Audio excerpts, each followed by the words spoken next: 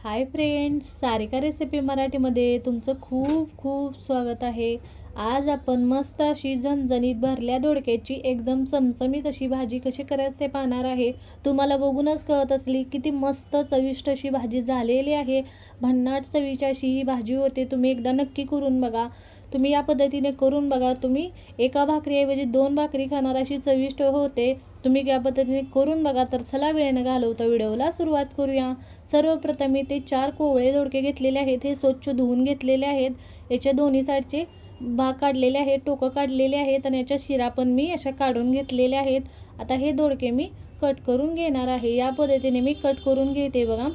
आता सगळे दोडके मी कट करून घेतलेले आहेत आणि आपण वांग्याला जसं कट करतो तसं आपण या पद्धतीने हे दोडक्याचे फोडी आपण कट करून घेणार आहे। तिथे सगळ्या दोडक्याच्या फोडी या पद्धतीने मधून कट करून घेतलेल्या आहेत। आता आपण सर्वप्रथम वाटण बनवून घेणार आहे। त्यासाठी मी मिक्सरच्या भांड्यामध्ये 4 चमचे किसलेलं सुकं खोबरं घेतलेलं आहे। 7 ते 8 लसणाच्या पाकळ्या, अर्धा इंच इथे मी आलं घेतलेलं आहे, थोडीशी कोथिंबीर, अर्धा चमचा जिरे घेतलेले आहेत। हे छान असं वाटून घेतलेलं आहे मी। आणि आता इथे बघा एक छोटी वाटी मी भाजलेल्या शेंगदाण्याचं कूट घेतलेलं आहे आणि जे वाटण आपण बनवून घेतलेलं आहे हिरवं वाटण, आता ते त्याच्यावर घालून घ्यायचं आहे बघा। ते मी सगळं वाटण घातलेलं आहे। पाव चमचा मी ते हळद घातलेले आहे आणि इथे मी 1 चमचा लाल तिखट घालते। तुमच्या आवडीनुसार तिखट घाला तुम्ही इथे। आणि मी इथे 1 चमचा धनेपूड घेतलेले आहे। तुमच्या आवडीनुसार मसाले घाला आणि मीठ घातलेलं आहे चवीनुसार। हे सगळं आपण मिक्स करून घ्यायचं आहे। असं छान असं मिक्स करायचं आहे। इथे बघा सगळं मी या पद्धतीने मिक्स करून घेते बघा।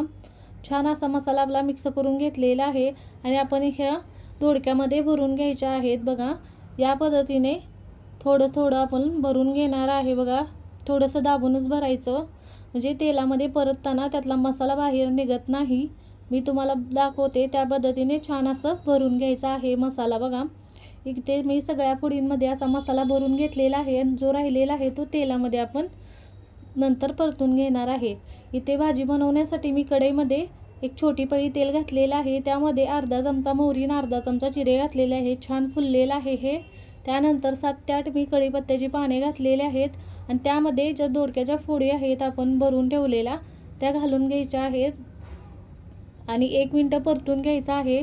ते सगळा दोडका मी यामध्ये घातलेला आहे आणि 1 मिनिट छान असा तेलामध्ये परतून घ्यायचा म्हणजे चव छान लागते भाजीला। इथे बघा 1 मिनिट या पद्धतीने मी परतून घेतलेला आहे बघा आणि जो राहिलेला मसाला आहे तो यामध्ये घालून घ्यायचा आहे। इथे बघा मी जो मसाला राहिला होता तो यामध्ये घालते आणि मसाला घातल्यानंतर मी थोडंसं पाणी पण घालणार आहे याच्यामध्ये, म्हणजे थोडासा मसाला आपला छान असा आपण परतून घेणार आहे। पाणी घालून छान असा शिजला जातो बघा।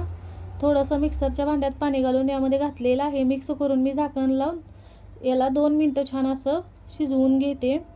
इथे मसाला छान शिजवून घेतलेला आहे, छान परतलेला आहे। आता यामध्ये आपल्याला गरजेनुसार पाणी घालून छान असं दोडका आपल्याला शिजवून घ्यायचा आहे। इथे तुम्हाला भाजी कशी घट्ट पातळ बनवायची आहे तसं तुम्ही पाणी घालून घ्या। अंदाजे मी 1 ग्लास पाणी घातलेलं आहे। इथे बघा तुम्ही गरम थंड कोणतंही पाणी घालू शकता। ते मी पाणी घातलेलं आहे। पाणी घातल्यानंतर मिक्स करून घ्यायचं आहे आणि झाकण ठेवून आपल्याला दोडका शिजेपर्यंत छान असं दोडका शिजवून घ्यायचा आहे। इथे बघा 15 मिनिटानंतर छान असं मी झाकून ठेवलं होतं आणि दोडका आपला छान असा शिजलेला आहे। तुम्ही बघू शकता भाजी एकदम मस्त झालेली आहे बघा।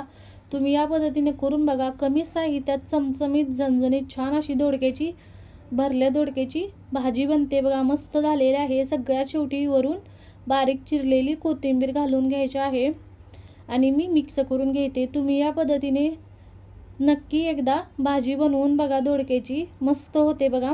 छान झालेले आहे आणि झटपट बनते पण चविष्ट एकदम मस्त होते बघा। तुम्हाला बघूनच कळत असेल किती छान आपली भाजी झालेली आहे मस्त। तुम्ही या पद्धतीने करून बघा आणि तुम्हाला आजचा व्हिडिओ कसा वाटला ते कमेंटमध्ये जरूर सांगा।